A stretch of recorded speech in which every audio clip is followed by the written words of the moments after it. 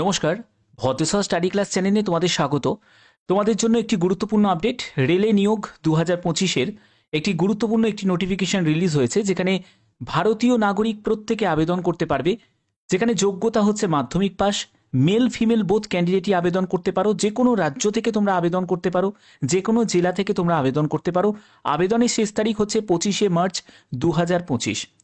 আবেদন করার সম্পূর্ণ প্রসেস এবং তার সঙ্গে তোমাদের বিস্তারিত তথ্য এই ভিডিওর মাধ্যমে তুলে ধরব।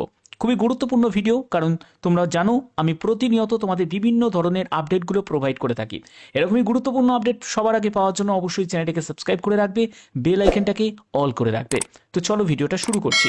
তো এখানে দেখো তোমাদের পিডিএফটা আমি ওপেন করে নিয়েছি।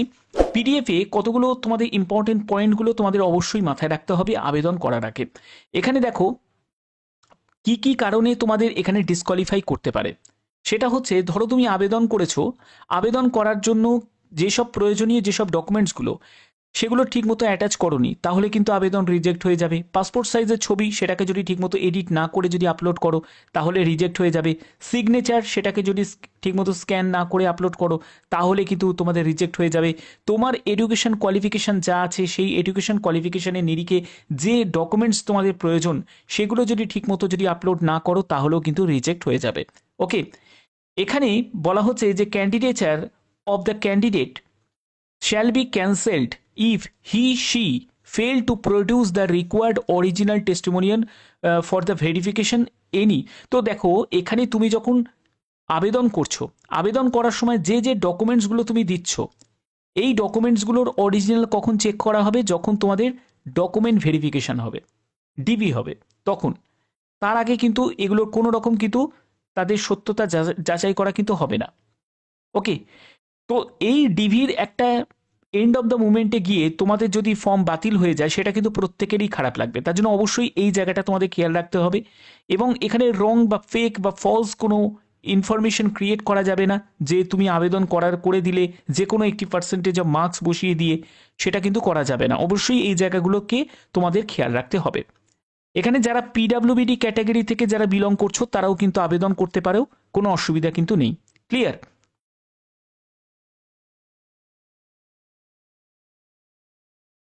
এখানে দেখো যে তোমাদের হেল্পলাইন নাম্বার কিন্তু দেওয়া আছে। তোমাদের যদি আবেদন করতে গিয়ে যদি কোনো জায়গায় কোনো অসুবিধা হয় তাহলে কিন্তু তোমরা এই যে কন্ট্যাক্ট নাম্বারটা দেওয়া আছে এই কন্ট্যাক্ট নাম্বারে তোমরা কল করে নিতে পারো। এখানে তোমাদের সকাল 10টা থেকে তোমাদের টাইমিং কিন্তু থাকবে। এখানে তোমাদের বলে রাখি, যারা পিডাব্লিউবিডি ক্যাটাগরি থেকে তাদের কিন্তু পিডাব্লিউবিডি সার্টিফিকেট অবশ্যই তোমাদের সেন্ট্রাল ফরম্যাটে প্রয়োজন। যারা যে কাজ থেকে বিলং করছো, অর্থাৎ তুমি যদি ইউআর থেকে বিলং করো, ওবিসি থেকে বিলং করো, এসসি থেকে বিলং করো বা এসটি থেকে বিলং করো, প্রত্যেকের কিন্তু তোমাদের কাস্ট সার্টিফিকেট ফরম্যাট কিন্তু তোমাদের অবশ্যই রেলের, তোমরা জানো সেটা আবেদন করতে গেলে সেই রকম সেন্ট্রাল ফরম্যাটেই তোমাদের প্রয়োজন, সেটা কিন্তু তোমাদের অবশ্যই লাগবে।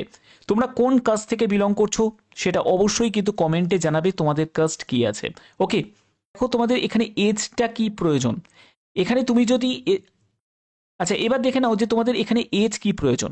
এজ হচ্ছে, যদি তুমি ইউআর প্রার্থী হয়ে থাকো, তোমার বয়স যদি 25/3/2001 থেকে 25/3/2010 মধ্যে হয়ে থাকে তাহলে তুমি আবেদন করতে পারবে। তুমি যদি এসসি ক্যাটাগরি থেকে বিলং করো, 25/3/1996 টু 25/3/2010 মধ্যে যদি হয়ে থাকে তাহলে তুমি আবেদন করতে পারবে। তুমি যদি এসটি ক্যাটাগরি থেকে বিলং করো, 25/3/1996 থেকে 25/3/2010 পর্যন্ত যদি তোমার মধ্যে যদি তোমার বয়স থাকে তাহলে তুমি আবেদন করতে পারবে।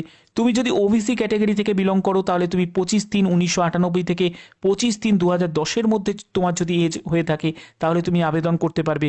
তুমি যদি পিডাব্লিউবিডি ক্যাটাগরি বা এক্স সার্ভিসম্যান থেকে বিলং করো, তোমার 25/3/1991 থেকে 25/3/2010 মধ্যে তোমার যদি এজ হয়ে থাকে তাহলে তুমি আবেদন করতে পারবে। আশা করি এই জায়গাটা তোমাদের কাছে ক্লিয়ার হয়েছে। ঠিক আছে,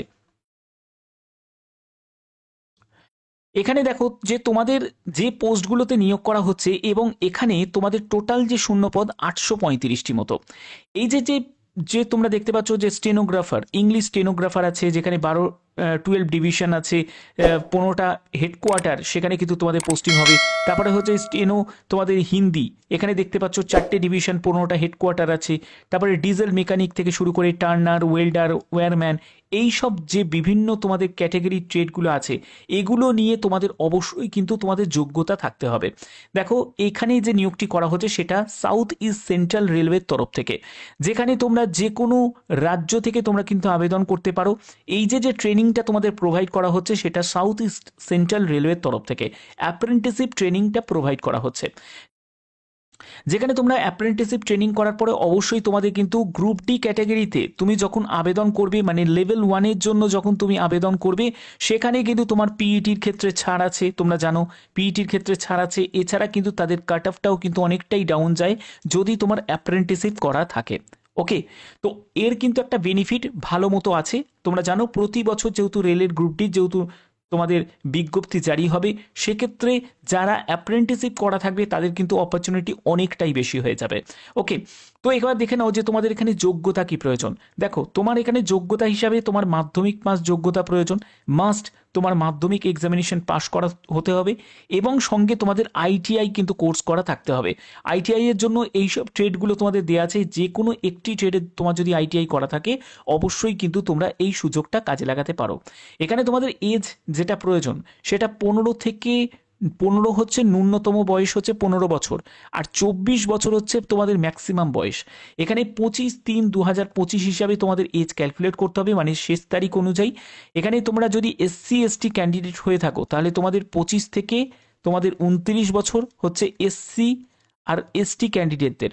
তুমি যদি OBC ক্যান্ডিডেট হয়ে থাকো তোমার ক্ষেত্রে 15 থেকে 27 বছর হচ্ছে এজ লিমিট। ক্লিয়ার?